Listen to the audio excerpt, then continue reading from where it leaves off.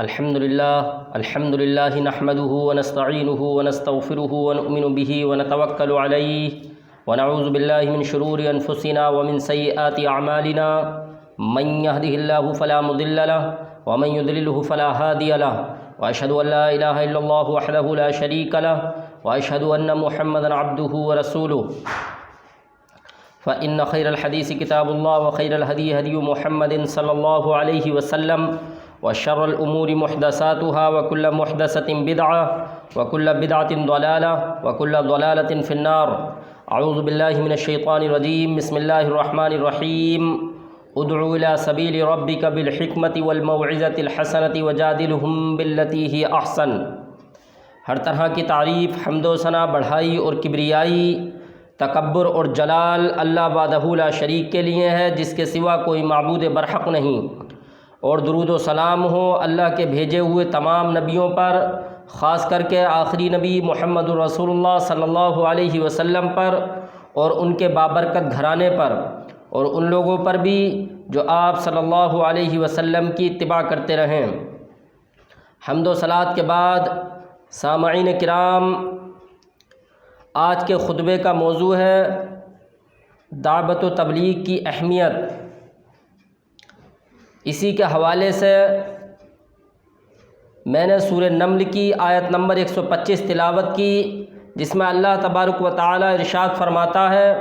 ادعو الی سبیل ربک بالحکمت والموعظۃ الحسنۃ وجادلہم باللتی ہی احسن.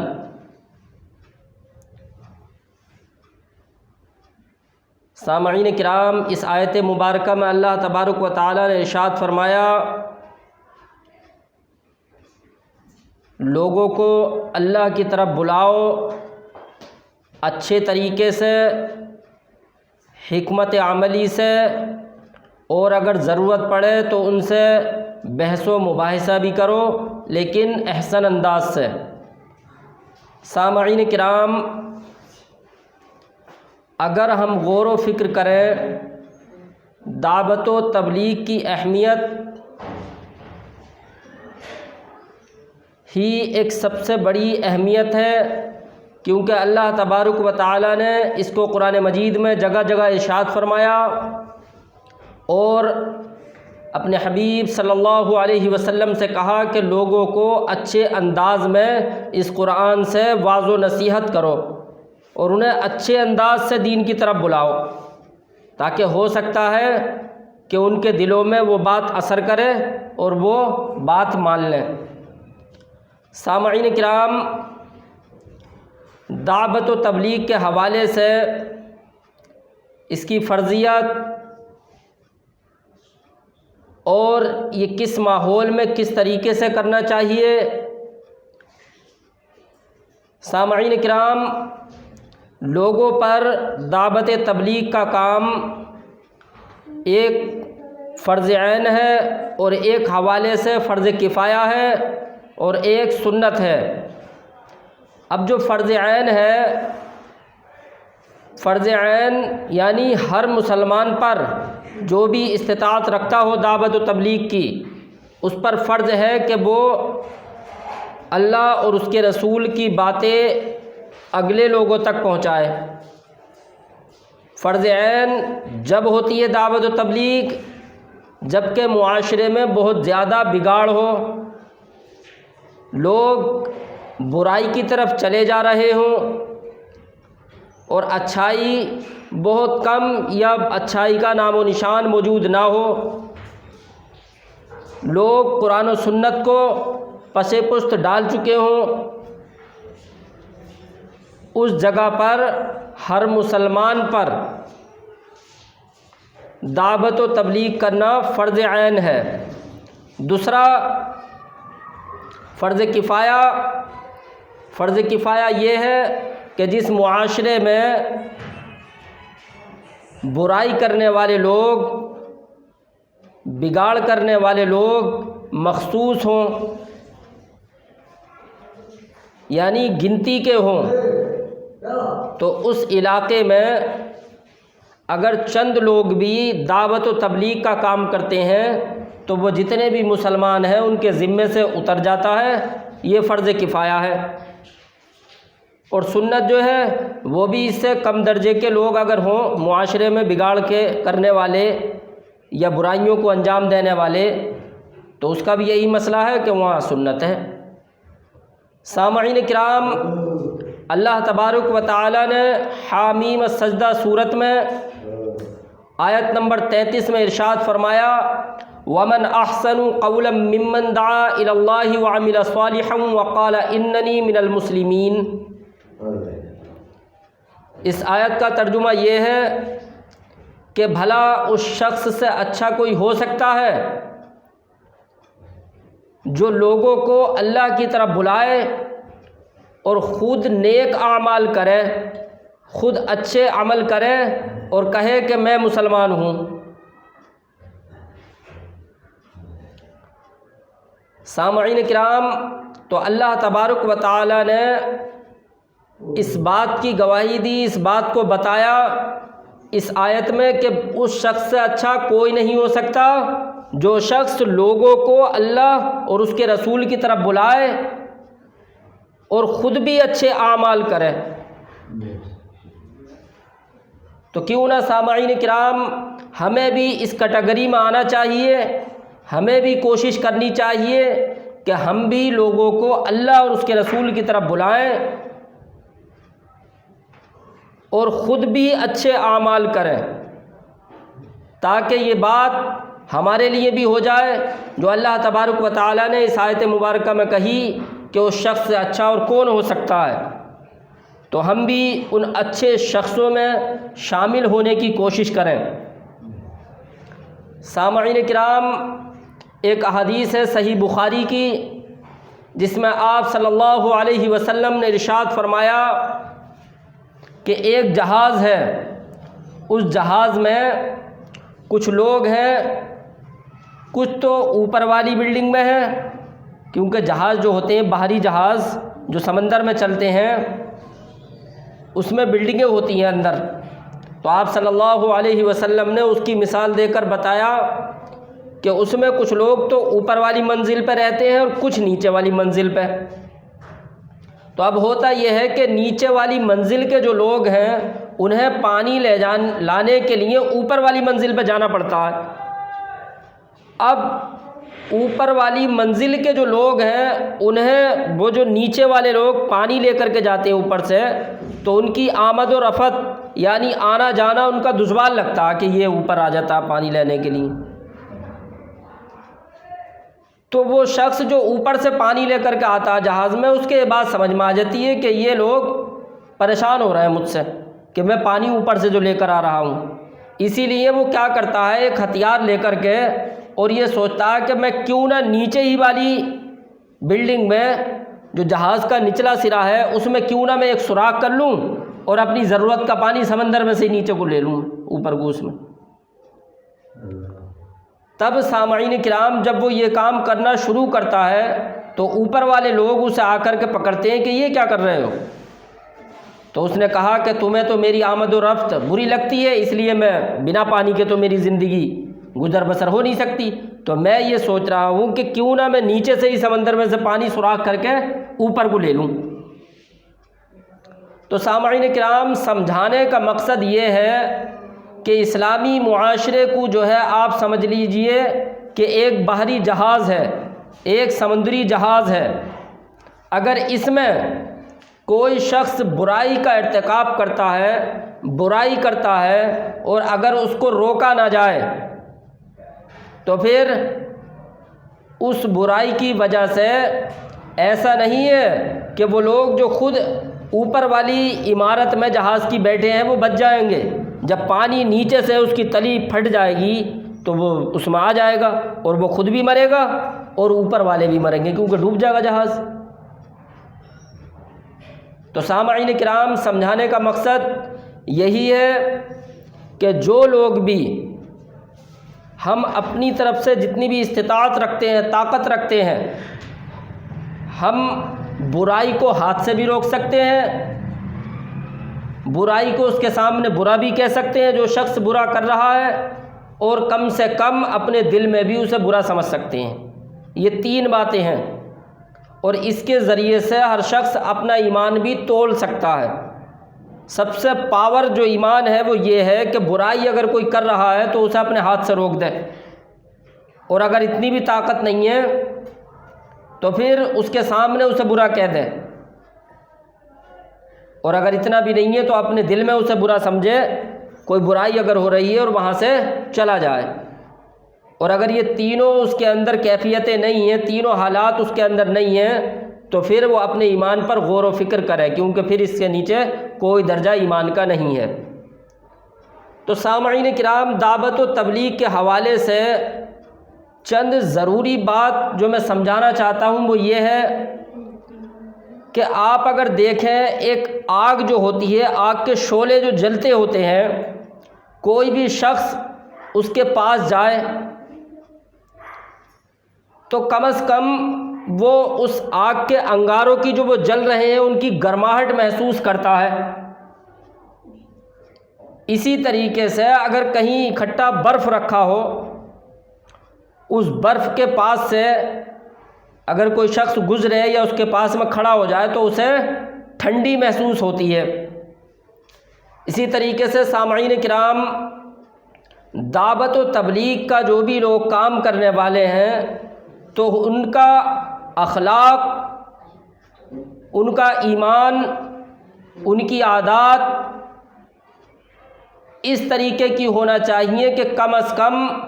جو لوگ بھی ان کے رابطے میں رہیں یا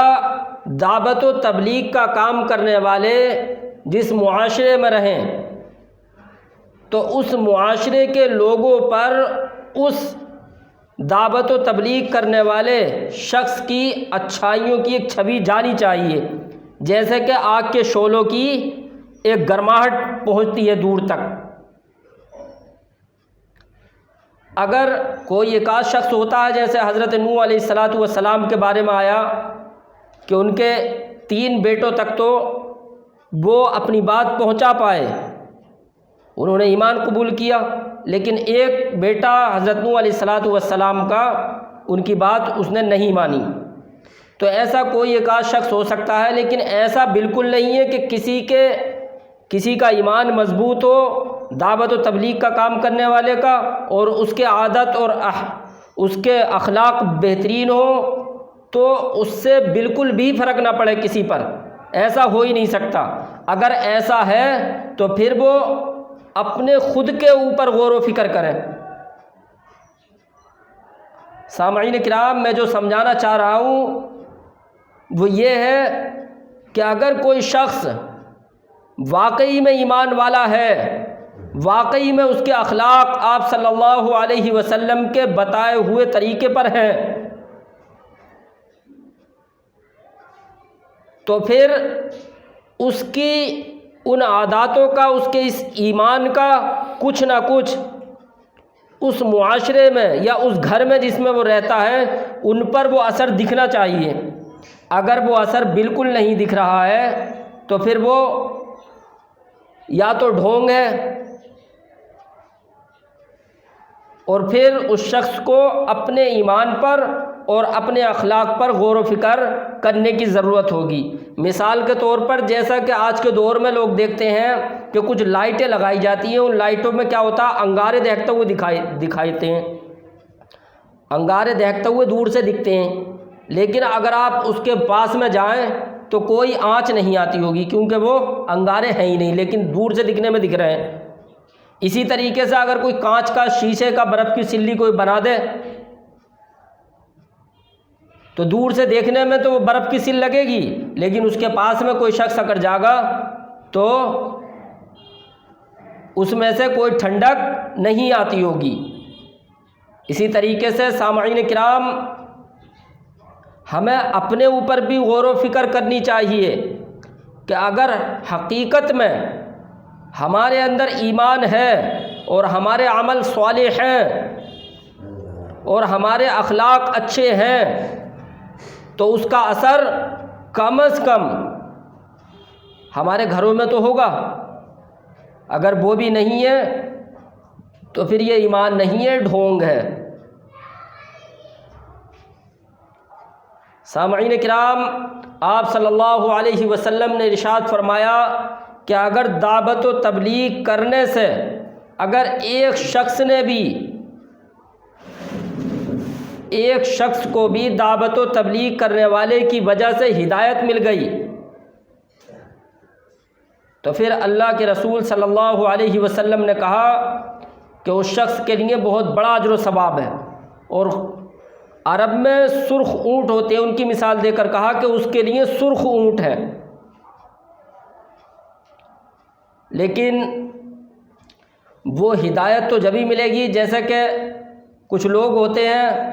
ملازم ہوتے ہیں بڑی کیٹیگری کے، جب وہ ظہر کی نماز پڑھتے ہیں تو کچھ جو حوالدار ہوتے ہیں وہ انہیں دیکھ کر ہنستے ہیں۔ وہ دیکھ کر کیوں ہنستے ہیں؟ جب ظہر کی نماز اگر ان کے افسر بڑے پڑھ رہے ہیں، انہیں تو دیکھ کر نہیں ہنسنا چاہیے بلکہ انہیں خود پڑھنا چاہیے۔ لیکن وہ اس بات کو سمجھتے ہیں کہ ہمارے جو یہ بڑے افسر ہیں یہ اثر کی تو پڑھیں گے ہی نہیں، اسی وجہ سے وہ ہنس رہے ہیں۔ اسی طریقے سے ہمیں بھی اپنے ایمان کو، اپنے عمل کو، اپنے اخلاق کو سدھارنا ہوگا تاکہ کوئی برابر والا دیکھ کر ہنسے نہ، بلکہ ہماری اچھائی کا اس پر اثر ہونا چاہیے۔ اگر ہماری اچھائی کا بالکل ہی کسی کے اوپر اثر نہیں ہو رہا تو ہمیں غور و فکر کرنے کی ضرورت ہے۔ اللہ تبارک و تعالیٰ سے دعا ہے کہ اللہ تعالیٰ ہم سب کو آپ صلی اللہ علیہ وسلم کے نقش قدم پر چلنے کی توفیق عطا فرمائے۔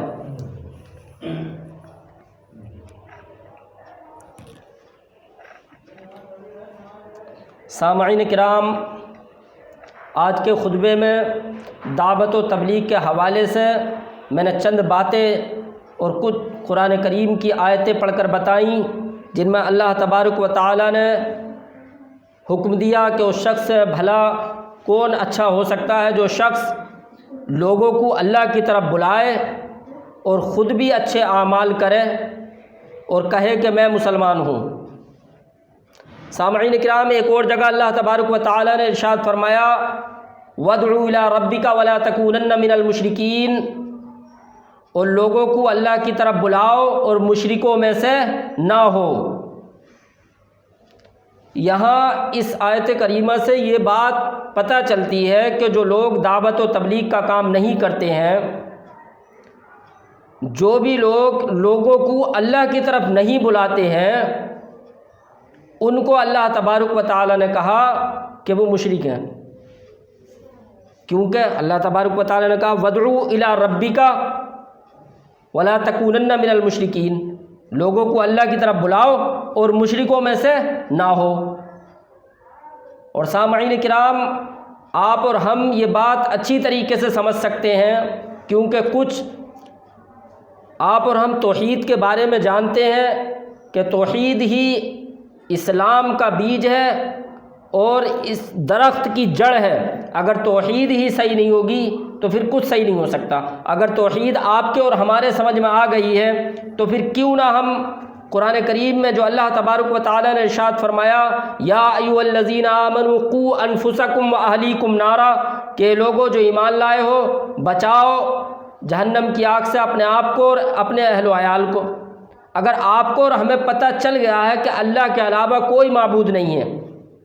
کوئی حاجت روا نہیں ہے، کوئی مشکل کشا نہیں ہے، اور یہی بات اٹل ہے